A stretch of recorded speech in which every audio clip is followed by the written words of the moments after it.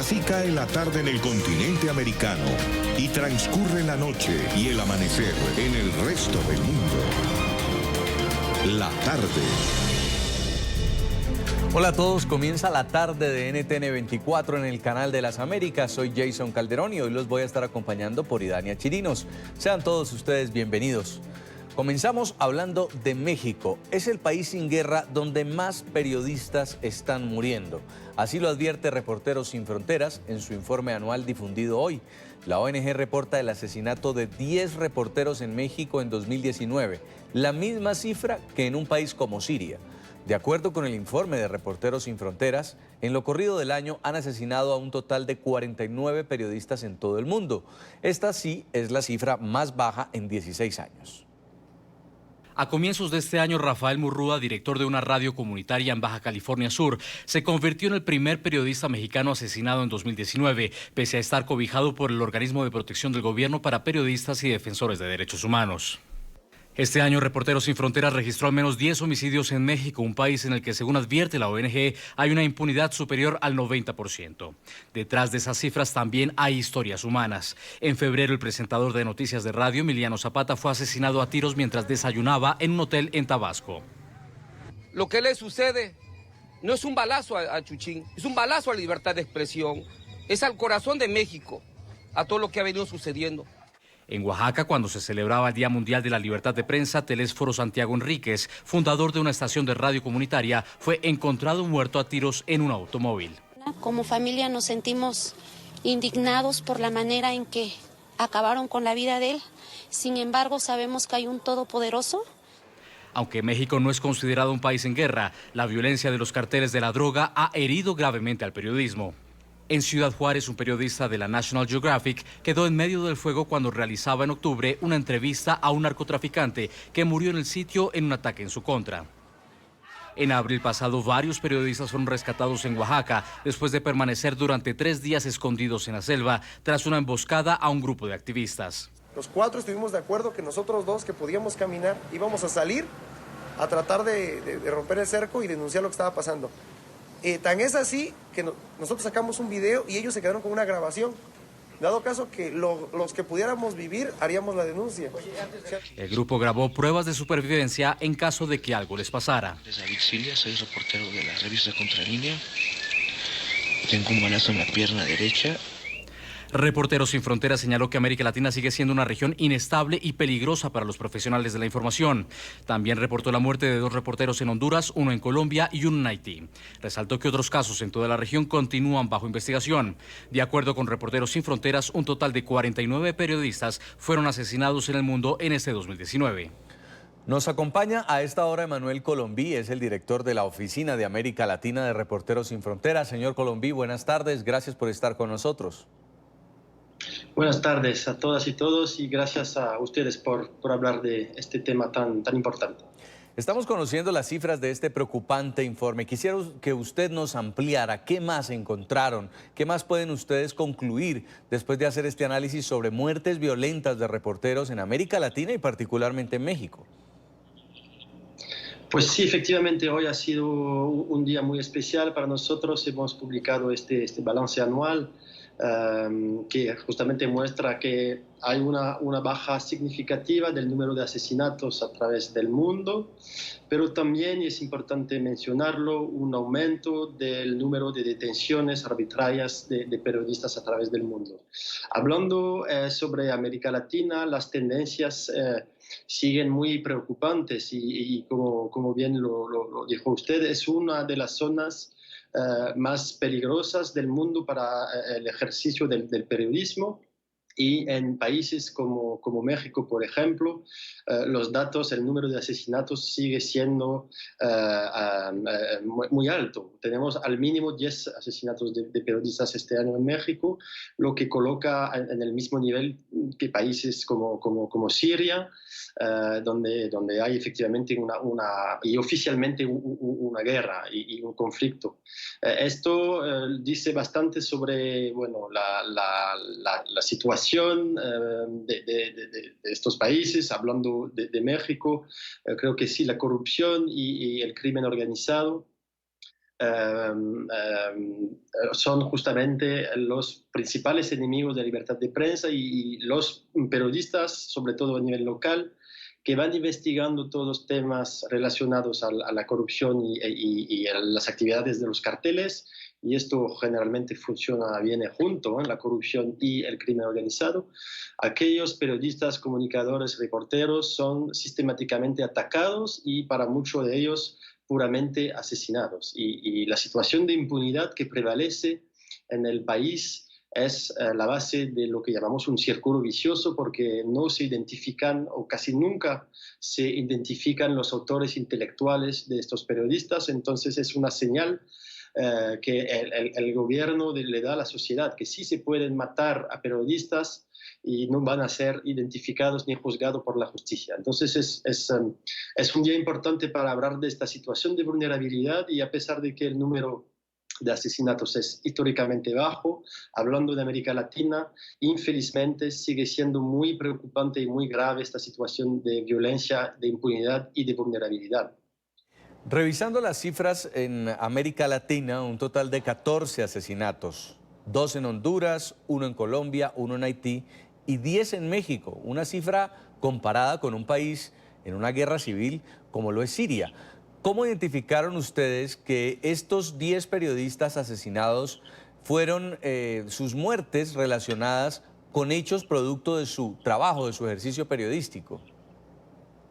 Es una buena pregunta. Es un trabajo que hacemos durante el año todo. Es una parte de nuestro trabajo, es verificar que en esos casos de asesinatos hay una relación directa entre la producción periodística y los ataques. No sé si me escuchan bien. Sí, bien? Lo escuchamos. Sí, perdón.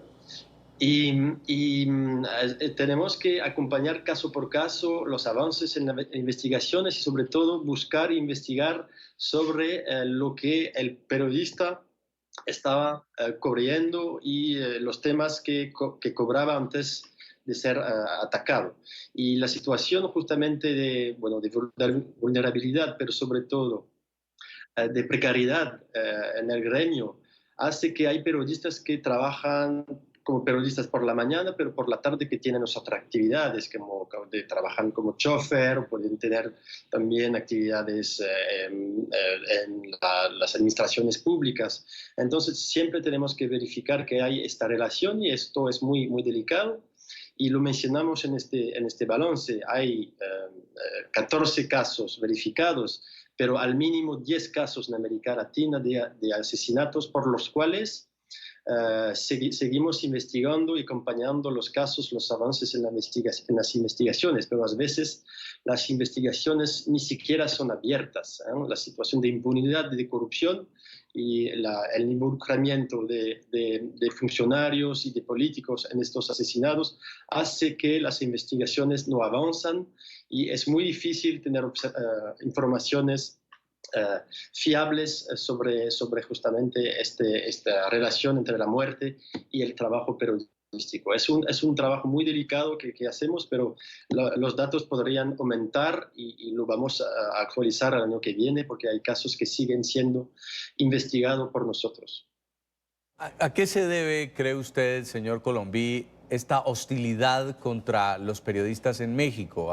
Por supuesto hay grupos armados, grupos de narcotráfico, pero ¿qué cree usted que está pasando? ¿Por qué se elevan las amenazas y los asesinatos contra los comunicadores?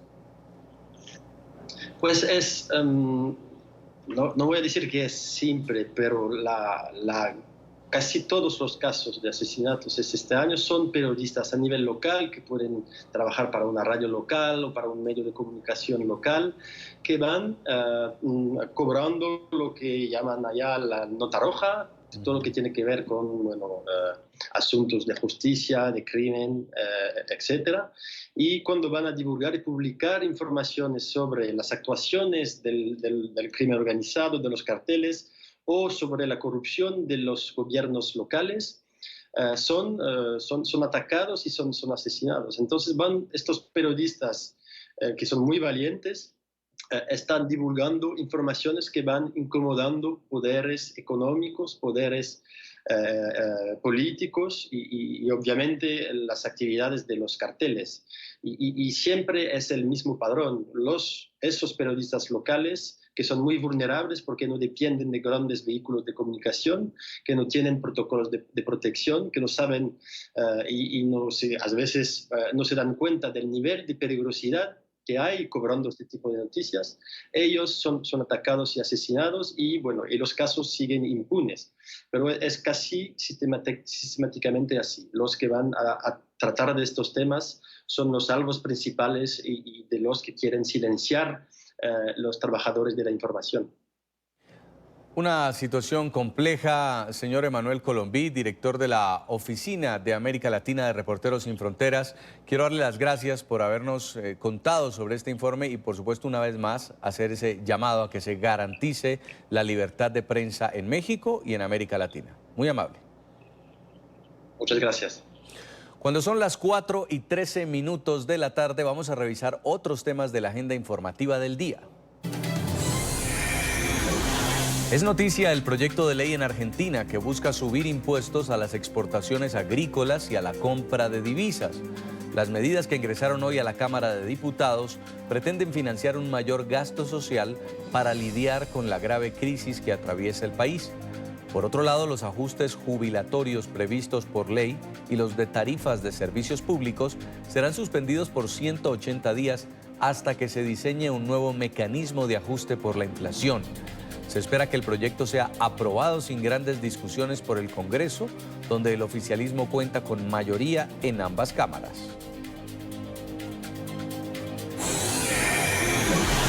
Es noticia el número de solicitudes de asilo que se han duplicado en España. En lo que va del año se han presentado 107.000 solicitudes de venezolanos solamente, casi el doble que en todo el 2018. El 75% de todas las solicitudes proceden de Latinoamérica, siendo Colombia y El Salvador otros dos países con un número destacado de solicitantes. Según las autoridades, quienes también han resaltado que España aportará entre 2020 y 2022 hasta 50 millones de euros como contribución a la respuesta a la crisis en Venezuela, en alianza con los planes de asistencia que están coordinados por Naciones Unidas. Es noticia la orden del gobierno de Honduras para militarizar todos los centros penitenciarios del país y la suspensión de sus autoridades. La medida declara estado de emergencia en el sistema penitenciario nacional por un periodo de 6 meses y se adoptó luego de varios crímenes que fueron cometidos al interior de los centros penitenciarios, amotinamientos y fugas de privados de libertad que se comprobó fueron con la complicidad de la directora y el subdirector del Instituto Nacional Penitenciario. Ellos han sido suspendidos de sus cargos durante el tiempo que duren las investigaciones. En el marco de la situación se ha nombrado una comisión interventora que se encargará del control de los centros de detención en territorio hondureño. Es noticia el Papa Francisco, que ordenó este martes eliminar el secreto pontificio en los casos de abusos a menores por parte de miembros del clero. El jerarca de la Iglesia Católica atiende así una de las reivindicaciones de las víctimas de la pederastia. La medida entrará en vigor inmediatamente y subraya el deber de cooperar con la justicia, además de prohibir explícitamente la imposición del silencio a las víctimas de los abusos. Se trata de un importante paso de la Iglesia en la lucha contra la impunidad en los casos de abusos sexuales de parte del clero. El Papa puso a disposición de las autoridades los testimonios de los juicios canónicos y estipuló que no están sujetas a secreto pontificio las denuncias sobre delitos como obligar a alguien con violencia o amenaza o mediante abuso de autoridad a realizar o sufrir actos sexuales. Además, los representantes católicos deberán prestar colaboración a la justicia ordinaria. El secreto de oficio no obsta para el cumplimiento de las obligaciones establecidas en cada lugar para la legislación estatal. La decisión representa un giro radical en las investigaciones. Varias víctimas han denunciado complicidad alrededor de los casos de abusos. Sin embargo, las confesiones de creyentes y sacerdotes seguirán amparadas por el sigilo sacramental. Que obligan a todos los sacerdotes a guardar este sigilo de las informaciones que se obtienen o se reciben en la confesión. También cambia la ley sobre el delito de pornografía infantil. Se abordará con mayor gravedad la posesión y difusión de imágenes pornográficas que involucren a menores de hasta 18 años. Es noticia Bolivia. Una orden de captura contra el expresidente Evo Morales podría emitirse en las próximas horas. El gobierno interino de Yanine Áñez anunció que la medida se conocerá pronto y está vinculada a la denuncia de terrorismo que existe contra el exmandatario. La noticia se conoció en una entrevista que concedió el ministro de Gobierno interino Arturo Murillo durante su visita a Estados Unidos. Murillo dijo que otras órdenes de captura se están tramitando para exfuncionarios del gobierno de Morales. El ministro además negó que en Bolivia se hubiese presentado un golpe de Estado como lo ha sugerido el expresidente. Morales abandonó territorio boliviano el pasado 11 de noviembre tras renunciar a su cargo y en medio de un descontento social tras las elecciones del 20 de octubre. Posteriormente recibió asilo en México y ahora se encuentra refugiado en Argentina. Evo Morales reaccionó a los informes de prensa sobre la eventual orden de captura en su contra. En una conferencia de prensa desde Argentina, el exmandatario dijo que no tiene miedo a ser detenido.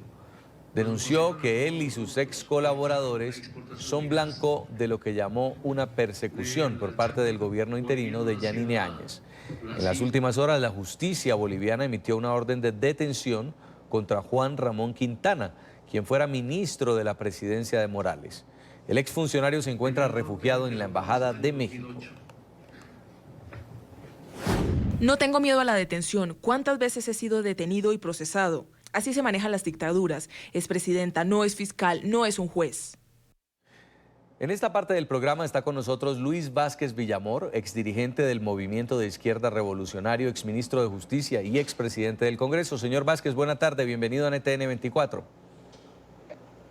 Buenas tardes, un gusto y un placer estar con ustedes. Preguntarle primero por esta eventual orden de captura contra el exmandatario Evo Morales en momentos en que ya está refugiado en Argentina y hay versiones que indicarían que Evo Morales tratará de ingresar a territorio boliviano para ejercer su cargo de jefe de campaña del Movimiento al Socialismo desde su propio país. En este caso, ¿el gobierno de Yanine Áñez estaría evitando que ingrese a Bolivia o usted qué cree que hay detrás de esta orden de captura? Bueno, lo primero creo que hay que tratar de diferenciar entre el significado y el significante de las palabras. O sea, claramente lo que dice Evo Morales, si lo dice cualquier otra persona, no tendría mayor relevancia. Pero cuando él dice voy a volver a Bolivia, no está diciendo que va a volver a Bolivia, implícitamente está diciendo que quiere generar un nivel de impacto, de violencia, de incertidumbre dentro del pueblo boliviano que se constituye más que un anuncio, una amenaza que tiende a turbar la paz y la tranquilidad de los bolivianos. Cuando Evo Morales habla de volver a Bolivia, no está hablando de buscar la reconciliación y la unidad de los bolivianos, ni menos la paz. Recordemos que hace poco todos los canales internacionales han podido transmitir noticia de cómo desde su refugio en México él estaba dando instrucciones para que la violencia se incremente en las calles, para que sus seguidores se confronten y lleven adelante a estos terroristas como el atentado en la región de Sencata, en el Alto de la Paz. Recordemos cómo a partir de eso prácticamente se produce un holocausto en la ciudad del Alto de la Paz, donde hubieran muerto al menos 4.000 personas calcinadas como efecto del acto terrorista que estaba perpetrando bajo indicaciones y órdenes del presidente Evo Morales. Entonces, por lo tanto, digo, hay una diferencia entre decir vuelvo a Bolivia o hay una diferencia de decir estoy amenazando con que mi vuelta va a significar el recrudecimiento de la violencia, el nuevo proceso de confrontación interna y no más bien una actitud que tienda a pacificar o que tienda a buscar una mayor integración y una mayor unidad de todos los bolivianos. ¿Usted cree que en las próximas horas, si sale una orden de captura contra el expresidente Evo Morales, el presidente que dijo no le tengo miedo a ser detenido, es que podría también entrar al país? Mire, yo no creo sinceramente y creo que eso nuevamente se inscribe en el campo de las amenazas. Porque si Evo Morales no hubiera tenido miedo a la detención, hubiera tenido necesidad de salir de Bolivia como salió cuando fue, digamos, transportado por un avión de la Fuerza Aérea Mexicana, hubiera negociado durante casi 24 horas para que se lo deje salir de Bolivia, si verdaderamente no tuviera temor de sufrir las consecuencias de una persecución penal que es legítima y que está basada en la construcción política del Estado. Yo creo que no, yo creo que se trata más bien de una actitud de un falso valor que trata de mostrar ante la gente, tratando de hacer entender que él no tendría miedo a eso, pero si no lo tuviera, ¿por qué salió de Bolivia? ¿Por qué renunció a su cargo? ¿Por qué finalmente se acogió a un asilo diplomático en México y empezó a hablar desde México? ¿Por qué no habló desde Bolivia?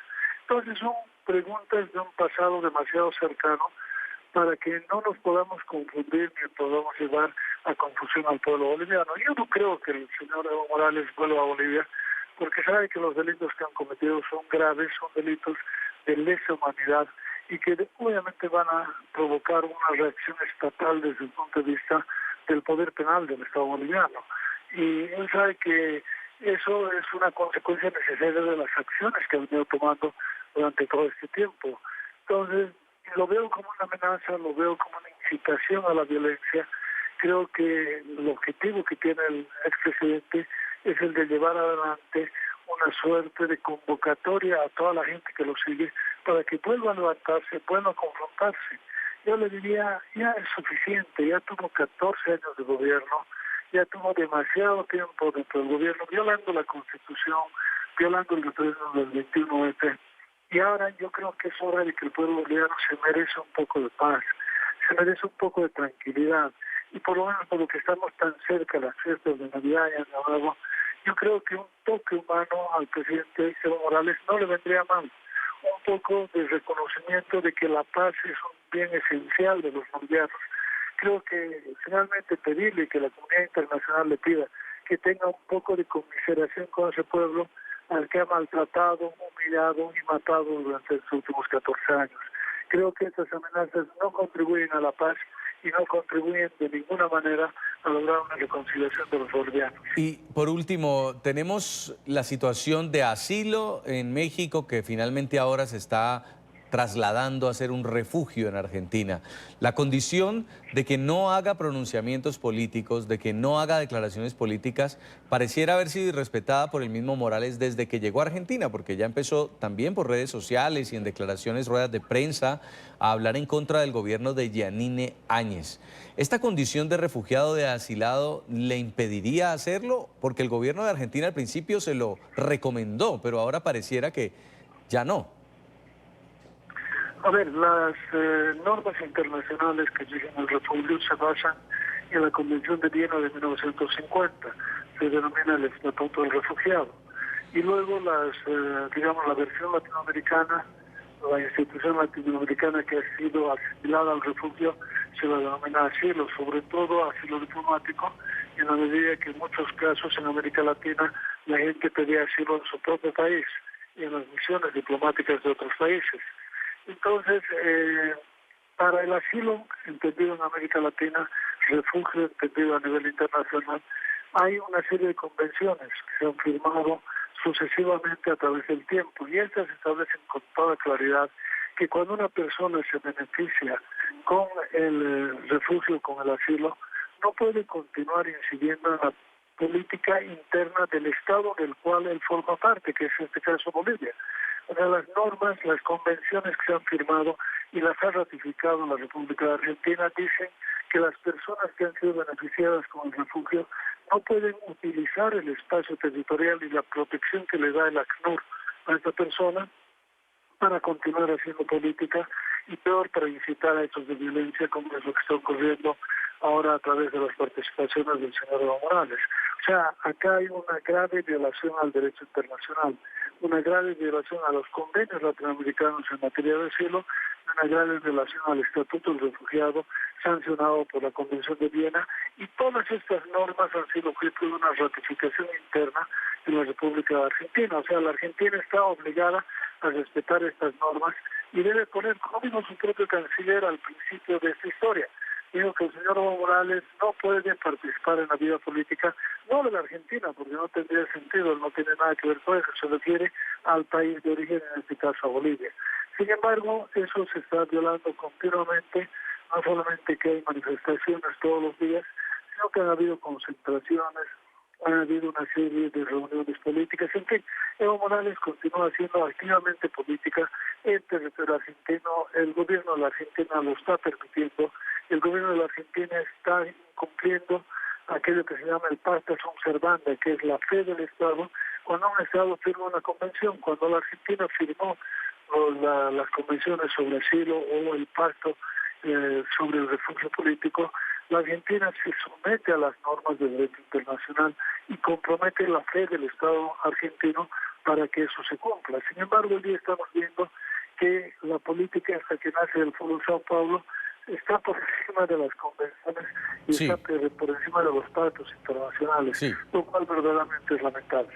Quiero darle muchísimas gracias por esta entrevista, señor Luis Vázquez Villamor, exdirigente del Movimiento de Izquierda Revolucionario, exministro de Justicia y expresidente del Congreso en Bolivia. Muy amable. Le agradezco mucho, muy gentil. Vamos a hacer una primera pausa en la tarde. Usted recuerde seguirnos en nuestras cuentas de Twitter. Ahí están en pantalla, @NTN24, NTN24BE y mi cuenta personal, @Jason Calderón. Al regreso, el encuentro entre el presidente Donald Trump y su homólogo de Guatemala, Jimmy Morales. Ya volvemos.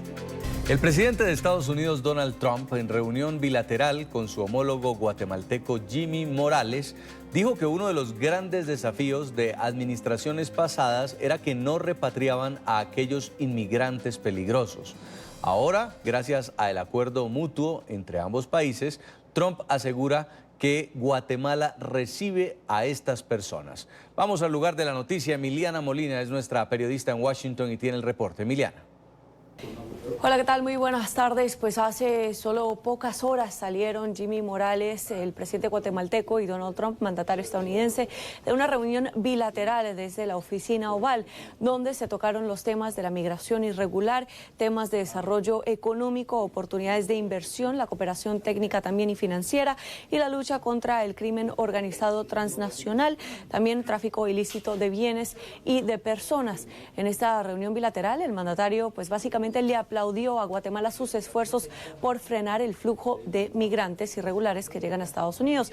De hecho, recordemos que a finales de julio, ambos países habían firmado un acuerdo de cooperación, y es que cada migrante que caminara por los países del Triángulo Norte tocando suelo primero en Guatemala, pues tendría que pedir asilo en ese país antes de llegar a Estados Unidos y hacerlo aquí en la Unión Americana. El mandatario estadounidense aplaude los esfuerzos del presidente Jimmy Morales y asegura que están recibiendo a todos los inmigrantes irregulares, peligrosos, con los brazos abiertos. Y al hacer esto nos estamos librando de las personas más peligrosas, personas que son muy peligrosas. Los estamos sacando de los Estados Unidos porque ellos no pertenecen aquí, no vinieron de aquí, y los estamos sacando por miles. Hemos logrado firmar acuerdos con Estados Unidos que tienen que ver con la posibilidad de tener becas o visas temporales para nuestros trabajadores de agricultura y quizás de algunas áreas como construcción.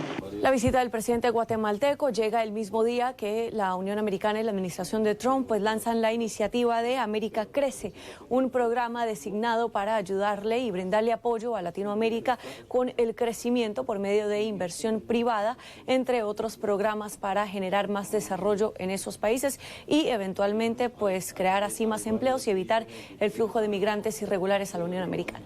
Esta es toda la información que tenemos desde la Casa Blanca. Emiliana Molina para NTN24. Gracias, Emiliana. El Congreso de Estados Unidos apoya el proyecto del muro fronterizo del presidente Donald Trump. Ambas cámaras aprobaron que dentro del presupuesto pactado para el año fiscal 2020 haya un paquete de $1.375 millones para la valla limítrofe en la frontera sur. Y es una de las promesas, además, de campaña del republicano. En el paquete, que será firmado el próximo 20 de diciembre, también se destinaron 400 millones para apoyar a Venezuela y al presidente interino Juan Guaidó. El dinero viene del proyecto de ley conocido como Venezuela Emergency Relief, Democracy Assistance and Development Act, promovido por el senador demócrata Bob Menéndez y el republicano Marco Rubio. El presupuesto está destinado a ayuda humanitaria tanto para individuos y comunidades dentro del país como para venezolanos que han migrado a otros países de la región. Según el Instituto de Política Económica de los Estados Unidos, más de 2 millones de trabajadores son víctimas del robo de sus salarios cada año. Esta misma entidad fija en 8.000 millones de dólares el total de dinero que las víctimas dejan de recibir.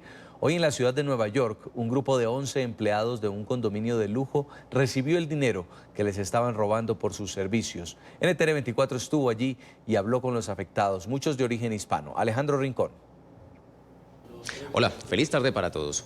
El estudio más reciente alrededor de esta causa, hecho por el Instituto de Política Económica de los Estados Unidos, asegura que el robo de salarios a trabajadores es el delito que menos se fiscaliza actualmente a través del país, algo que sucede específicamente en áreas densamente pobladas y urbanas donde suelen ubicarse las comunidades inmigrantes que se cuentan entre las principales víctimas de este tipo de delito. Pues hoy en la ciudad de Nueva York, gracias a una acción conjunta de la Fiscalía Estatal neoyorquina y de la Contraloría de la Gran Manzana, se ha recuperado una fuerte suma de dinero a 11 trabajadores que durante mucho tiempo se les robó su salario. Entre los beneficiados a quienes hoy se les ha devuelto este dinero hay algunos de origen hispano. Hablamos con ellos sobre lo que significa la reivindicación de sus derechos. En realidad duele porque en realidad uno se merece el sueldo por el que uno trabaja. No es que no lo estamos ganando sin hacer nada, estamos haciendo nuestro trabajo, que es darle un buen servicio a los inquilinos, a nuestro jefe, que son cosas que no lo merecemos. No pueden ellos venir y quitárnoslo sin razón. Otra de las protagonistas de esta historia es la fiscal estatal de Nueva York, Leticia James, con quien también tuvimos la oportunidad de hablar sobre el esfuerzo que adelanta su oficina con el objetivo de proteger a los trabajadores. Y lo que ellos hacen es que se enfocan en población vulnerable y marginalizada. Los inmigrantes, individuos que son indocumentados, personas que no piensan que tienen un amigo en el gobierno. Y solo quiero que todos sepan que ustedes tienen un amigo en el gobierno. La oficina del fiscal general está aquí para servir a la justicia y para servir a todos ustedes. El espíritu adicional con el cual se ha hecho esta entrega de recursos hoy a los trabajadores es que les llegue como un regalo anticipado de Navidad. Finalmente estamos a pocos días de esta importante fecha y contar con algo de recursos adicionales, en particular para ellos que han sido trabajadores y que han sido víctimas de un delito, pues tiene este sentido de gratificación especial. Es lo que tenemos para ustedes por ahora. Continúen con más en la tarde. Gracias, Alejandro. La red social Instagram habría violado leyes del embargo estadounidense hacia la isla de Cuba. El régimen de Miguel Díaz-Canel logró saltar los controles de seguridad de la empresa para comprar publicidad que fue vista en la Unión Americana. Vamos a Miami. Nuestra periodista Paola Serna nos cuenta más. Buenas tardes, Paola. Hola, ¿qué tal? Buenas tardes. Pues bien, esta polémica se generó después de conocerse un anuncio publicitario del Ministerio de Turismo de Cuba en la plataforma Instagram. Lo que ha generado toda esta polémica es que posiblemente Instagram, que es propiedad de la compañía Facebook, habría violado las leyes del embargo que actualmente rigen a cualquier tipo de transacción monetaria que se realice con una entidad del gobierno o cualquier tipo de entidades que estén dentro de la isla. Lo que dicen algunos expertos es que efectivamente Instagram sí violó las leyes del embargo y que pudieran haber consecuencias. Toda transacción comercial con Cuba es prohibida, salvo que haya una excepción específica otorgada, o para una categoría general, como pueden ser los periodistas, los diplomáticos, o para una empresa individual, como puede ser los cruceros, hasta que se cambió eso, las aerolíneas, etc. Entonces, sí es verdad que hay una excepción informática en el embargo, o sea, la venta o el intercambio o la donación de materiales informativos está exento. Pero esto no es un material informativo, esto no es un anuncio educativo sobre Cuba, esto es un anuncio comercial que el gobierno de Cuba está poniendo en Facebook o en Google, y por lo tanto es una transacción comercial prohibida y por ende es sancionable. Y en estos casos se está, por primera vez en muchos años, si nunca, ha ocurrido, los están sancionando. La página de Facebook del Ministerio de Turismo de Cuba fue creada en Argentina. Según se reporta, hay 8 miembros que trabajan en Argentina y 8 personas más que trabajan en la isla de Cuba. Independientemente de dónde haya sido creada esta página, que cuenta con alrededor de 1 millón de seguidores, y la de Instagram, que cuenta con cerca de 27,000 seguidores, pues las políticas son específicas sobre la materia económica que aplica entre Estados Unidos y Cuba, y esto no exime cualquier tipo de responsabilidad. Los cubanos se han convertido en maestros en evitar sanciones. Fíjate cómo apagan los transmitidores en los buques petroleros cuando van a Venezuela para que no puedan hacer rastreo que están yendo ahí, lo cual es prohibido por esta administración. Entonces, los cubanos son hábiles en evitar las sanciones, pero Facebook es una empresa americana. El hecho que está operando con empleados en terceros países no la exime de tener que cumplir con el embargo americano, y va a tener que manejar esta situación de una manera rápidamente y drásticamente si quiere evitar sanciones, y quizás ya sea muy tarde. Hasta el momento, Facebook no ha revelado cuánto pagó el gobierno cubano por esta campaña publicitaria en Instagram. Lo cierto es que dicha campaña ya fue removida de las redes sociales. Desde Miami informó Paola Serna, NTN 24. Gracias, Paola. La violencia en México no solo tiene como blanco al gremio de periodistas. Los policías se han convertido en víctimas de ataques violentos de presuntos grupos criminales, particularmente en el estado de Guanajuato. Según informes de las autoridades, entre el 8 y el 13 de diciembre, 12 policías fueron asesinados y otros 2 resultaron heridos. El hecho más reciente se registró la noche del sábado, cuando civiles armados a bordo de 3 camionetas dispararon contra una agente y su compañero cuando realizaban tareas de vigilancia en el exterior de una farmacia. Ella murió poco después de ingresar al hospital y él resultó gravemente herido.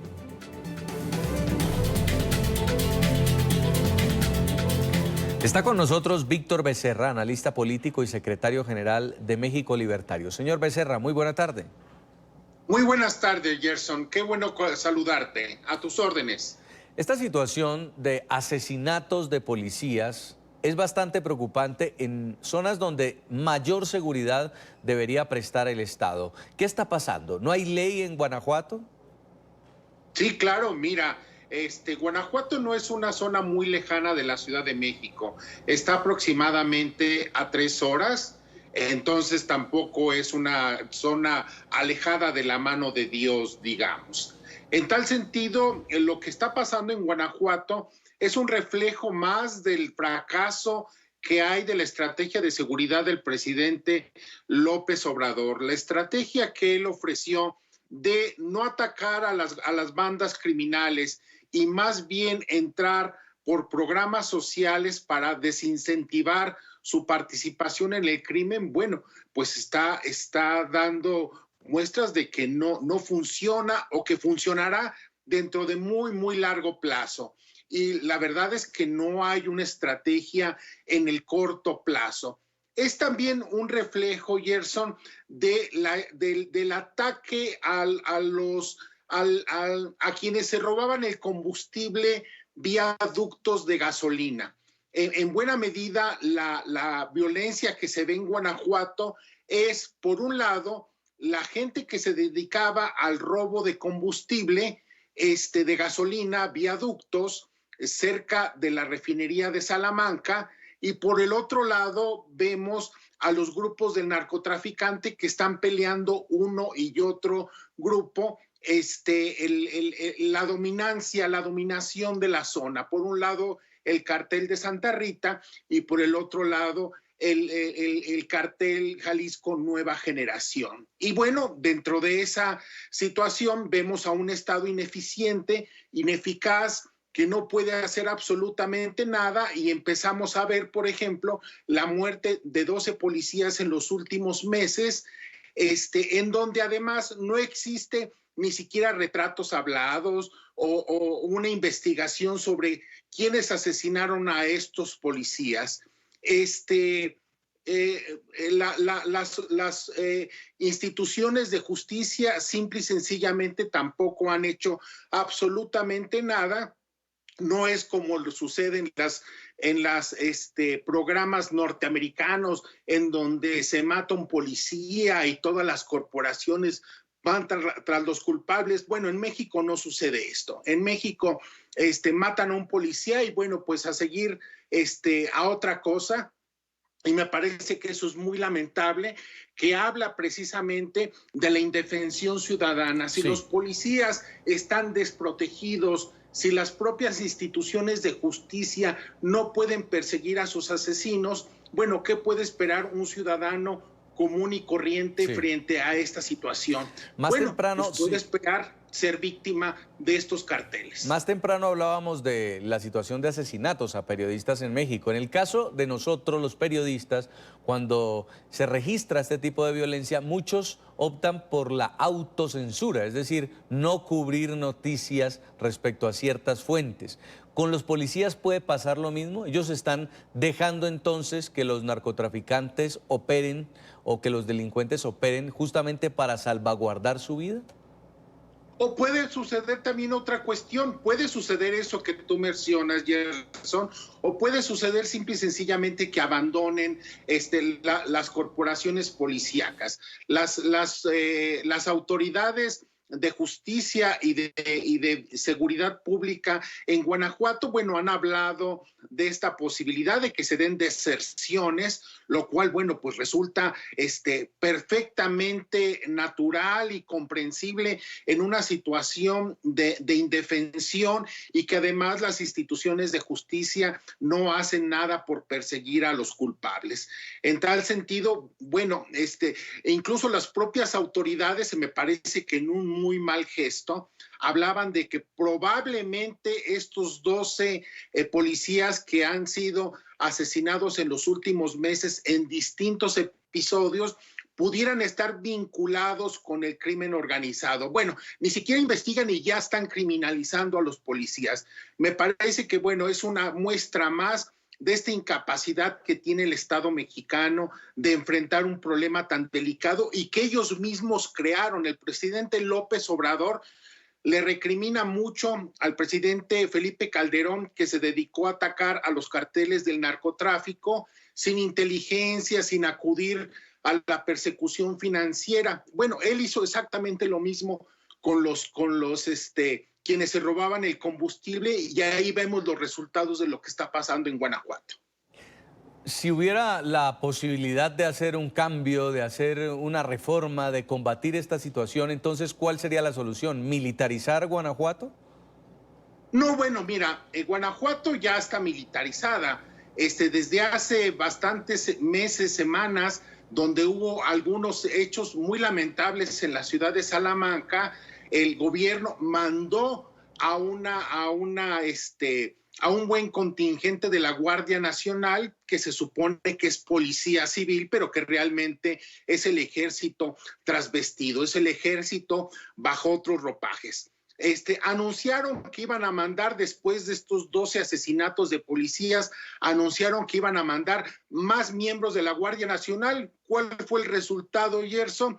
Que hoy mismo atacan a un contingente de la Guardia Nacional con algunos muertos, 8 muertos y bastantes heridos. Y me parece que, bueno, es una muestra de que no está funcionando esta estrategia de militarización. La militarización allí está.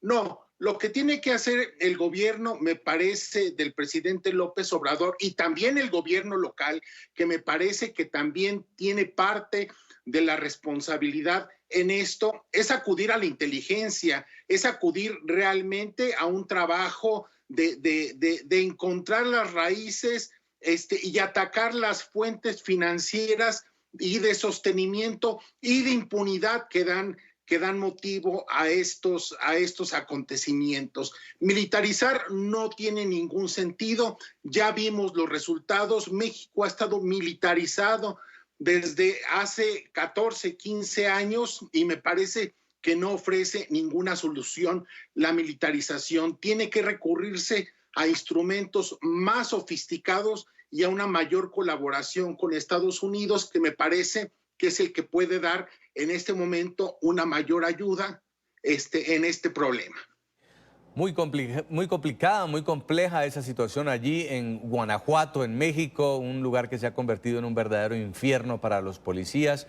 Y ahí está pues la declaración de Víctor Becerra, analista político y además secretario general de México Libertario, contándonos sobre esta situación. Gracias, señor Becerra. Seguimos. Un grupo de 74 organizaciones sociales y de derechos humanos en Venezuela envió una carta al presidente argentino Alberto Fernández para pedirle que su país continúe participando en esfuerzos multilaterales para estimular una salida democrática, pacífica y constitucional al actual conflicto venezolano. Luego de que trascendiera la noticia de que Nicolás Maduro había enviado a la dirigente chavista Estela Lugo a Buenos Aires con la intención de presentar credenciales ante el nuevo gobierno, se ha enviado esta misiva. Recordemos que el expresidente Mauricio Macri había reconocido al gobierno de Juan Guaidó, pero el gobierno de Fernández manifestó incluso desde la campaña sus intenciones de hacer un giro en esta política sin especificar los alcances. Desde nuestros estudios en Caracas nos acompaña Ali Daniels, él es abogado, director de la ONG Acceso a la Justicia. Señor Daniels, bienvenido a NTN 24. Buenas tardes, muy agradecido por la invitación. Cuéntenos qué más contiene esta carta y cuál es el objetivo con hacérsela llegar al presidente Fernández.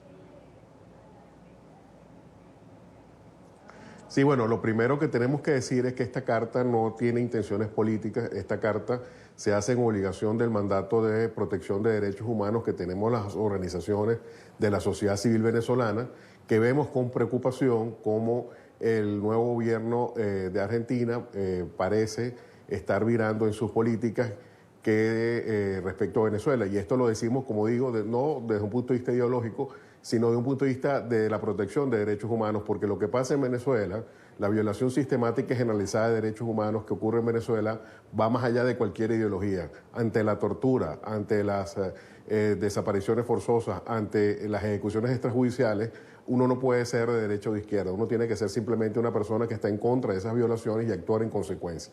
Y eso es lo que le estamos pidiendo al nuevo presidente argentino. Es decir, que continúe en sus políticas de presión al gobierno venezolano para que el gobierno venezolano se vea obligado a llegar a un acuerdo para lograr una transición y lograr que en Venezuela se restablezca el Estado de Derecho, que en Venezuela deje de violarse los derechos humanos y sobre todo que se cesen las violaciones masivas y sistemáticas a estos derechos como lamentablemente han venido ocurriendo hasta el momento. ¿Creen ustedes, señor Daniels, que esta carta pueda tener algún efecto teniendo en cuenta que el presidente Fernández y su vicepresidenta Cristina Fernández han sido amigos del chavismo?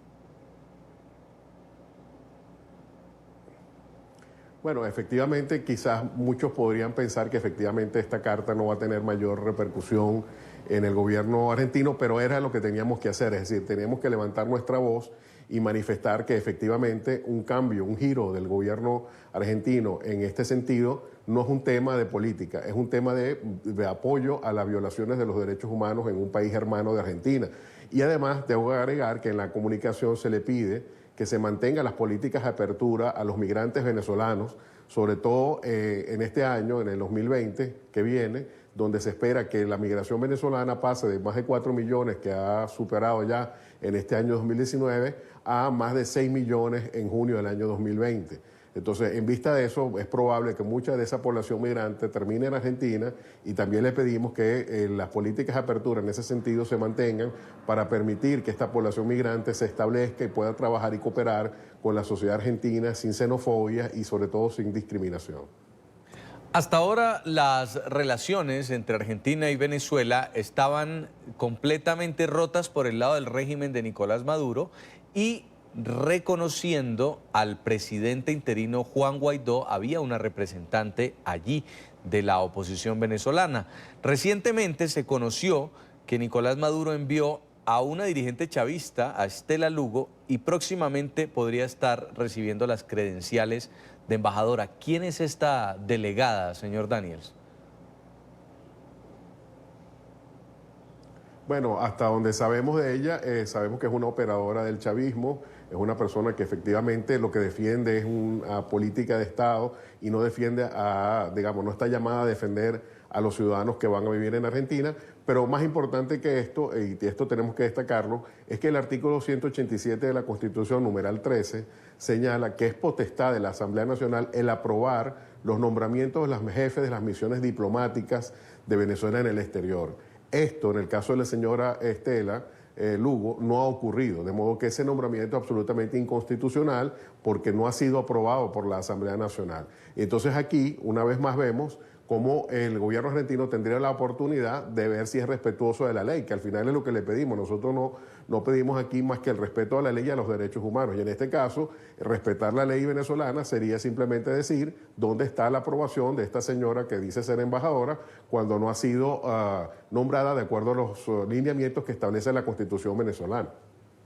Dentro de la misiva, ustedes, por supuesto, como ONGs, han documentado todas las violaciones a los derechos humanos, denuncias de tortura, persecución política, que incluyeron para tratar de hacer reaccionar o entender al gobierno de Fernández sobre que se sume a la presión internacional contra el régimen de Maduro. Así es, efectivamente, las citas que utilizamos fueron sobre todo del documento, del informe de la alta comisionada de los derechos humanos, que además es una persona ideológicamente afín a este gobierno y que, a pesar justamente de tener esta afinidad ideológica, hizo su labor en el sentido de denunciar las desapariciones forzosas, las torturas, la utilización de la detención arbitraria como elemento de represión y sobre todo el hecho de tomar represalias contra la población civil por protestar. Todas estas manifestaciones de represión de Estado, de políticas de Estado, de violaciones a los derechos humanos que están recogidas en el informe de la alta comisionada, las más importantes fueron trasladadas al documento para decirles no es una cuestión de interpretación nuestra, sino que ya es una afirmación por parte del más alto órgano de derechos humanos de Naciones Unidas de que en Venezuela se violan sistemáticamente los derechos humanos. Y en tal situación el gobierno argentino debe mantener la presión para que en Venezuela se llegue a un acuerdo que permita terminar con la crisis política que es el origen de todos los problemas venezolanos. La crisis política es la que generó la emergencia humanitaria compleja que estamos viviendo y hasta que esa crisis política no se acabe, vamos a mantenernos en esta situación de zozobra y de violación sistemática de derechos humanos que está ocurriendo hasta ahora. Hay un cambio en la política de Argentina hacia Venezuela, sin duda empieza a caminar hacia allá, pero también el caso de Bolivia dio un giro de 180 grados. Ahora hay un gobierno interino en Bolivia y el presidente Evo Morales no está en la presidencia. De hecho, está refugiado en Argentina. Según estos cambios en la geopolítica, ¿ustedes consideran que la presión internacional está equiparada para seguir intentando una salida del señor Maduro del poder?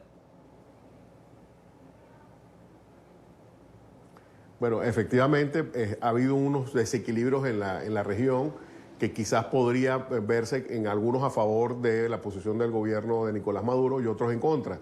Pero lo cierto es que en el caso que usted señala, en el caso de Evo Morales, es un ejemplo de lo que ocurre cuando un gobernante se pone de espaldas a la Constitución y sobre todo se pone de espaldas a su propia sociedad.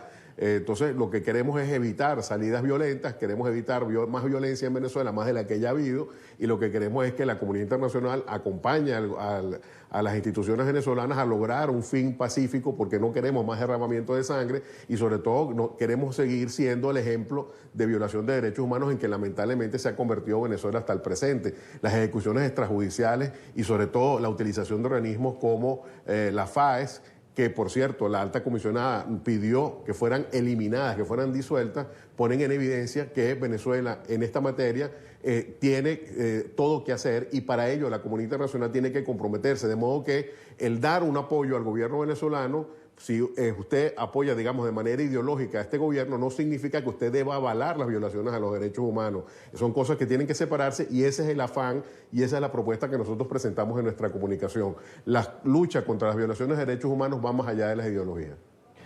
Pues quiero agradecerle mucho, señor Ali Daniels, abogado, director de la ONG Acceso a la Justicia, y esperemos que haya una respuesta por parte de la presidencia de Argentina al respecto de esta carta con las preocupaciones que ustedes han manifestado. Muy amable. Gracias, muy amable usted. La Asamblea Nacional de Venezuela ha modificado este martes su reglamento interno de debates para permitir que los parlamentarios que se encuentran en el exilio puedan participar a través de vías electrónicas en las sesiones y en los debates. Esta decisión fue tomada como medida para contrarrestar la persecución que han denunciado parlamentarios por parte del régimen para que el próximo 5 de enero Juan Guaidó no alcance los votos necesarios para ser reelecto como presidente del Parlamento. Luis Alejandro Laya tiene el informe. Hola, buenas tardes. En Venezuela, los diputados ahora pueden participar a través de Skype en las sesiones del Parlamento venezolano, también a través de otros mecanismos de comunicación. Este martes fue modificado el reglamento de Interior y de Debate por parte de la Asamblea Nacional para garantizar que haya votación el próximo 5 de enero. Esto ante las persecuciones que han denunciado por parte del régimen de Nicolás Maduro. En aquellos casos de diputados y diputadas que por motivos de persecución política u otras de fuerza mayor no puedan asistir presencialmente, este deber podrá ser cumplido por mecanismos no presenciales que empleen tecnologías de la información y de la comunicación. La Asamblea Nacional Venezolana modificó este martes el reglamento de Interior y Debate para que los diputados en el exilio puedan participar en las sesiones a través de mecanismos de comunicación. Así garantizar la votación del próximo 5 de enero ante la persecución del régimen de Nicolás Maduro. Es que todas las estrategias y toda la marramucia que han pretendido implementar para vulnerar la soberanía del pueblo venezolano, no les da y ni les da efecto ni van a conseguir el objetivo. Esta decisión fue cuestionada por la bancada madurista, que asegura violan la Constitución, a pesar de que el propio reglamento establece el mecanismo para ser modificado. Solo se necesita la mayoría de los diputados presentes en la Cámara. Vemos cómo la oposición venezolana viola de nuevo la Constitución para hacer que voten desde el extranjero todos aquellos prófugos, diputados prófugos de la justicia. Esta modificación la realizaron de cara al próximo 5 de enero, cuando plantean reelegir a Juan Guaidó al frente de la directiva de la Asamblea Nacional. Denuncian que están siendo nuevamente atacados por el régimen para que no puedan lograrlo. ¿Qué busca la dictadura? Aniquilar cualquier voz disidente, aniquilar al Parlamento Nacional. La buena noticia es que no han podido, la buena noticia es que seguimos firmes. La intención de disolver la Asamblea Nacional. Esa intención se descubrió en el mismo momento en el que ganamos abrumadoramente la elección del 5 de diciembre del año 2015. Denuncian que desde el régimen han intentado comprar a diputados ofreciéndoles dinero e inmunidad. De forma extraoficial pudimos conocer que hay diputados que han recibido hasta 50.000 euros para cambiar su decisión. Una operación que le salió mal, porque por mucha plata que quieran repartir, la realidad es que la dignidad no se empeña ni se vende. También rechazaron la sentencia del TSJ con la que este lunes allanaron la inmunidad parlamentaria a 4 nuevos diputados. Señalan que sus suplentes habrían sido comprados por el régimen y de esta manera garantizarían que participen en la votación. La vía penal, señor presidente y estimados colegas, está siendo utilizada con la intención de perturbar el funcionamiento de la Cámara. Han asegurado que no sucumbirán ante ninguna persecución o arremetida por parte del régimen de Nicolás Maduro. Señalan que pueden encarcelarlos o intentar comprarlos. Sin embargo, se están organizando para garantizar la participación de los diputados. Desde Caracas, Venezuela, para la tarde de NTN 24, Luis Alejandro Laya. Gracias, Luis, por toda la información. Esto sumado también a la noticia que conocimos del Tribunal Supremo de Justicia de Venezuela, que ha ordenado el allanamiento de la inmunidad parlamentaria a 4 diputados que respaldan al presidente interino Juan Guaidó. En esta parte del programa nos acompaña Héctor Chamis. Él es profesor en el Centro de Estudios Latinoamericanos de la Universidad de Georgetown, columnista de Infobae y de NTN 24. Y con él vamos a conversar a propósito de esto que está sucediendo en la Asamblea Nacional de Venezuela. Decisiones, por un lado, de contrarrestar la persecución que denuncian los parlamentarios que apoyan a Juan Guaidó, como permitirle a los parlamentarios en el exilio entrar a participar de los debates e incluso votar. Y por otro lado, las decisiones de presión que terminan amedrentando a los mismos diputados que están en Venezuela con decisiones judiciales que podrían llevarlos incluso a la cárcel. Héctor Chamis, profesor, bienvenido, qué gusto tenerlo. Hola Jason, un gusto estar contigo. Quisiera primero hacer con usted un análisis de lo que está pasando de cara al próximo mes de enero, donde se va a elegir el nuevo presidente del Parlamento o a reelegir a Juan Guaidó. Todas las herramientas están dadas para que Juan Guaidó pueda ser reelecto. Sin embargo, vemos cómo muchos de los diputados han empezado a ser amedrentados, han empezado a ser perseguidos, incluso se les ha ofrecido, ayer nos decía un diputado, $1 millón para que cambien su voto. ¿Qué puede estar pasando dentro de la Asamblea? Bueno, lo que está pasando es lo que ya viene sucediendo, que es la presión del régimen sobre los parlamentarios. Hay cerca de un tercio de los parlamentarios que no asisten a sesiones por estar perseguidos, exiliados, asilados en alguna embajada o bien no teniendo los medios para llegar a Caracas. Pero también en esta ocasión tiene que ver con la reelección de Guaidó o la elección del nuevo presidente de la Asamblea. Y ante el retorno del partido oficialista a la Asamblea, esto es un juego en varios sentidos, donde la presión y la persecución a algunos diputados en los últimos días apunta también a hacer un cálculo aritmético básico, que es cuántos votos hacen falta para elegir al nuevo presidente o la continuidad de Guaidó y cuántos votos hacen falta para tener quórum. Entonces es una ecuación matemática compleja. Mientras el régimen de Maduro intenta obstaculizar la reelección de Guaidó y hay este acoso judicial, surgen iniciativas como esta, de forma virtual, permitirle a los diputados que están en el exilio, muchos aquí en Colombia, sobre participar en los debates e incluso votar. ¿Cree usted que este voto puede ser válido a distancia? Claro, es una medida para contrarrestar la persecución del régimen, precisamente. Hay diputados en embajadas en Caracas, hay diputados en Colombia y fuera de Venezuela.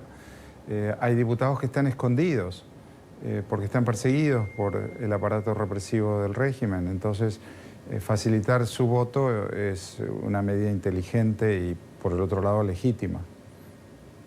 Dentro de las posibilidades de que la oposición continúe con la presidencia del Parlamento, también pues existe este turno que podría cederse a otro líder de la oposición. Incluso un grupo de los mismos diputados de oposición que se han puesto en contra del gobierno interino de Juan Guaidó, han cuestionado la administración que ha llevado hasta ahora Juan Guaidó. ¿Usted ve esto peligroso para la continuidad de un plan de presión internacional y un plan de salida del régimen del poder?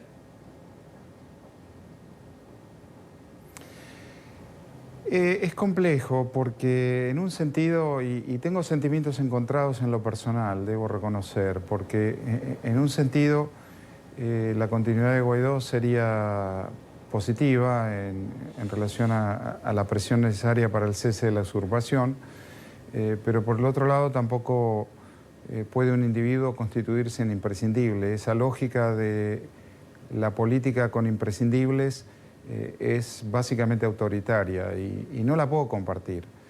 Entonces, sea Guaidó o sea otro, la transición a la democracia venezolana no puede depender de un hombre, de una persona. Entonces, en ese sentido tengo sentimientos encontrados. Por el otro lado, también hay una cierta controversia en cuanto a la constitucionalidad de la continuidad de Guaidó o si es necesario elegir a otra persona, así como también los acuerdos entre los partidos políticos acerca del ejercicio de la presidencia. Es complejo y no es un proceso de lo más transparente posible. Es bien cierto también que Juan Guaidó ha tenido desgaste en los últimos meses, producto de la remoción del embajador en Colombia, Calderón Berti, producto de cargos de corrupción, de manejos administrativos no transparentes, y todo eso ha mermado su liderazgo. Pero no obstante, veremos quién sea no puede depender de una sola persona y no puede haber imprescindibles. Los imprescindibles en la política son esencialmente un concepto autoritario y no puede una transición democrática manejarse con esas premisas. Hablábamos hace unos minutos con otro invitado sobre lo que va a pasar con las relaciones internacionales, particularmente con Argentina, donde una dirigente chavista ha sido enviada y ya se está preparando para tomar las credenciales de embajadora. ¿Qué va a pasar también con la persona que había enviado Juan Guaidó a Argentina para representar al gobierno interino? ¿Usted ve también que este apoyo de Argentina le da oxígeno al régimen de Maduro? Sí, porque Argentina ha cambiado de gobierno y ha cambiado de política exterior y efectivamente, ¿qué va a pasar con la misión diplomática que representaba a la Asamblea Nacional? Todavía lo hace porque no ha cambiado, al menos hasta hoy, esa situación. Si bien ya hay indicios del gobierno de Alberto Fernández que dará reconocimiento a la embajadora enviada por Maduro. Asimismo, ¿qué va a pasar con la comunidad venezolana en Argentina, que ha gozado de libertades y de ayuda por parte del gobierno anterior? Son preguntas válidas, son preocupantes. Hay una comunidad importante, no es del tamaño de la de Colombia, ciertamente, pero hay una comunidad importante. Y todas estas preguntas tienen que ver con el futuro del cese de la usurpación también. Argentina parece estar inclinándose del lado del régimen de Maduro y no del lado de la Asamblea Nacional.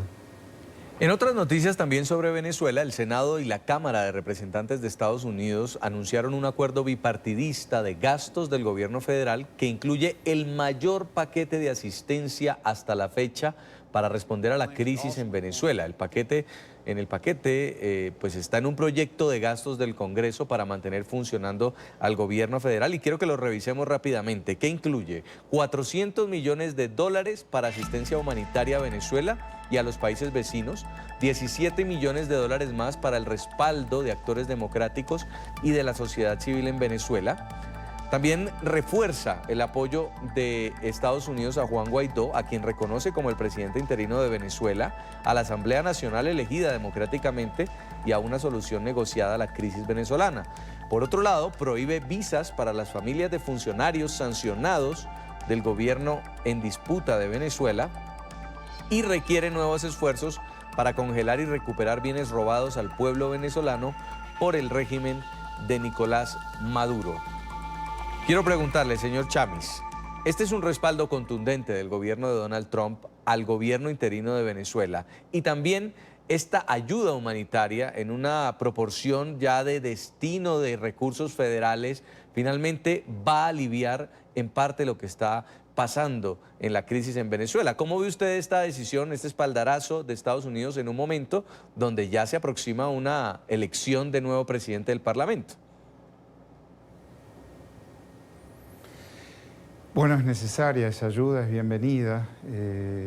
La crisis migratoria venezolana en el año 2020 va a ser más importante que la de Siria. Va a llegar a 5,5 millones de personas desplazadas.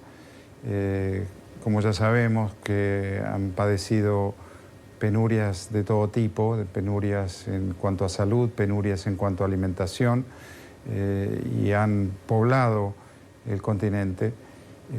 Y Naciones Unidas, además, dicho sea de paso, no les ha dado el reconocimiento de refugiados todavía y no sabemos si eso va a ocurrir y cuándo.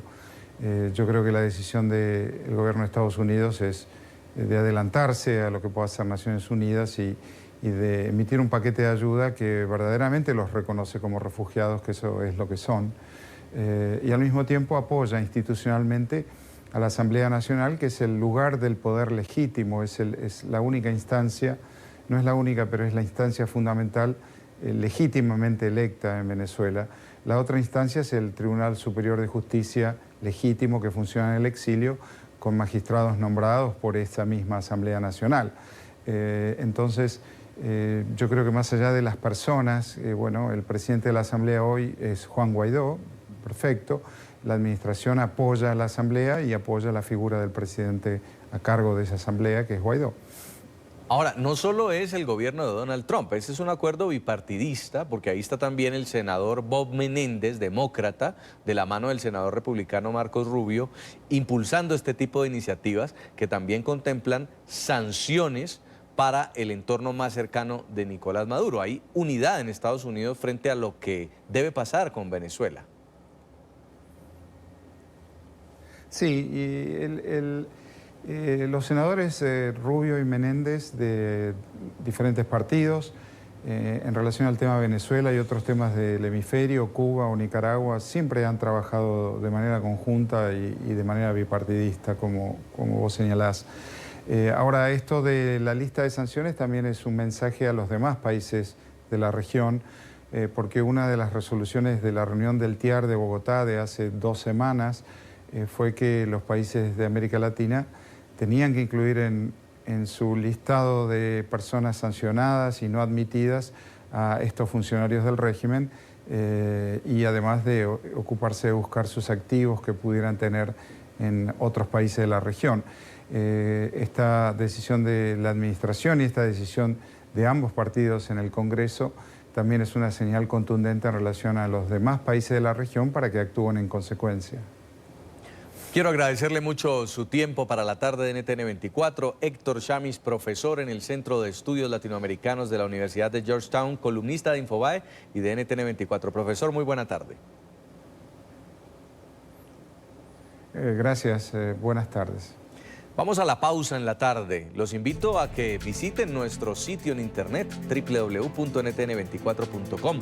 Todas las noticias desarrolladas están ahí en nuestro portal.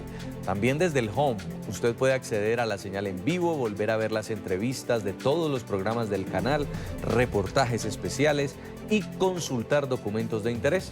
Recuerde www.ntn24.com. Seguimos en el programa La Tarde. Guatemala oficializó una polémica ley de reducción de cárcel. La reforma al Código Penal, que entró en vigor este lunes, permite rebajas hasta del 50% de prisión, incluidos los casos de corrupción. La ley permite que los acusados en procesos penales puedan obtener una reducción de pena si aceptan los cargos imputados. Sectores civiles han criticado la medida, pues consideran que es un retroceso en la lucha contra la impunidad. También señalan que la enmienda beneficiará a diputados, banqueros y personas que están siendo sindicados o están en prisión por delitos como lavado de dinero y corrupción. Nuestras bases para poder respetar la ley electoral y de partido. Está con nosotros Manfredo Marroquín, él es analista político, activista anticorrupción. Señor Marroquín, muy buena tarde, gracias por atendernos desde Guatemala. Muy buenas tardes, Jason, gusto de saludarte.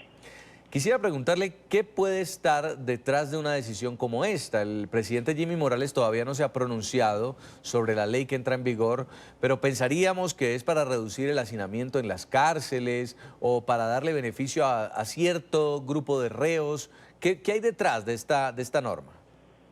Bueno, mira, claramente hay una intención muy clara de generar impunidad frente a delitos graves como corrupción, asociación ilícita, portación de armas, es decir, es una puerta abierta al crimen organizado en general. Obviamente lo que hay detrás es un gobierno que se ha dedicado precisamente a promover la protección de gente poderosa, ya sea legal o ilegal, que tenga actividades legales o ilegales, para que desarrolle sus actividades sin temor a ser perseguidos. Parte de esa agenda fue la expulsión de la Comisión Internacional contra la Impunidad y ahora un paquete de leyes, esta es tan solo una de ellas, que crea un procedimiento que prácticamente le facilita a los reos decir, miren, yo soy culpable y me puedo ir de aquí, porque prácticamente hace que la mayoría de penas que tienen los delitos de corrupción y otros queden queden sujetas a ser enviados a sus casas en lugar de cárcel la mayoría de delitos. Entonces, básicamente es un pacto de impunidad provocado por todos los políticos que se han visto cercados por las investigaciones de corrupción en donde han estado involucrados. Es decir, ¿usted cree que esta reforma no es que tenga vacíos que permitan la impunidad, sino que directamente hay una intención de exonerar a mucha gente de penas, de sentencias e incluso de que paguen más tiempo en la cárcel? Así es, claramente. Hubo un proyecto, el original, precisamente fue planteado por la Comisión Internacional contra la Impunidad, cuyo espíritu sí era descongestionar la población carcelaria, pero era un procedimiento que estaba sujeto a muchos prerequisitos. Lo que han hecho es eliminar todos esos prerequisitos. Por ejemplo, no tienen la obligación de colaborar para investigar a la estructura a la que pertenece el señalado. Simplemente puede decir, sí, yo soy parte de este robo, pero no estoy obligado a decir quiénes eran mis comparsas, mis aliados. Entonces es prácticamente un procedimiento abreviado que libera de sus responsabilidades penales a muchos delitos y a muchos delincuentes en el país. Claramente con la intención desviada del proyecto original, que era descongestionar las cárceles. Pero eso se perdió con que acá llamamos pacto de impunidad, que el gobierno del presidente Jimmy Morales y una mayoría de diputados están aprovechando haber logrado sacar a la CICIG del país para volver a crear las condiciones de negocios ilícitos desde el poder. ¿Cómo va a funcionar esta reforma en la rebaja de penas? ¿En qué un detenido que finalmente sea condenado puede verse beneficiado y hasta cuánto le pueden rebajar? Mira, si el imputado en su primera declaración dice, sí, yo soy responsable, tiene opción del 50% de la reducción de la pena, y dependiendo del delito, muchos de estos delitos, tienen 10 años, por decirte algo, y quedando a la mitad son excarcelables, son conmutables por las penas, podrían ir a su casa muy fácilmente, porque son raros los delitos que pasan de 10 años. Entonces, efectivamente, facilita que delitos como, por ejemplo, la aportación ilegal de armas, la asociación ilícita y muchos otros queden prácticamente liberados. Entonces, hay un rechazo social muy grande, pero recordemos que están aprovechando estas últimas 2-3 semanas que quedan tanto al gobierno como al Congreso para entregar sus puestos para desarrollar esta agenda que los va a proteger cuando ya no tengan inmunidad. Veo que la reforma al Código Penal deja por fuera esta reducción de pena si el caso ya es en delitos como genocidio, narcotráfico y asesinato. Sí, deja por fuera, digamos, esos como 20 delitos de alto impacto, pero hay otros que no están establecidos como excepción a esta norma. Pero, por ejemplo, yo te pongo un ejemplo, las maras, que son un problema de seguridad muy grande en Guatemala, son pandillas juveniles que hacen extorsión. Por ejemplo, la extorsión no está incluida como beneficio en esta ley, pero las maras se asocian ilícitamente para cometer sus fechorías, pero ese delito de asociación ilícita no está incluido. Entonces prácticamente los están liberando de un delito grave. Por ejemplo, sí queda incluido obviamente la violación, la extorsión, pero la aportación ilegal de armas, por ejemplo, no está. Entonces los pueden beneficiarse de ser acusados y acumular penas en estos delitos, como portación ilegal de armas y asociación ilícita.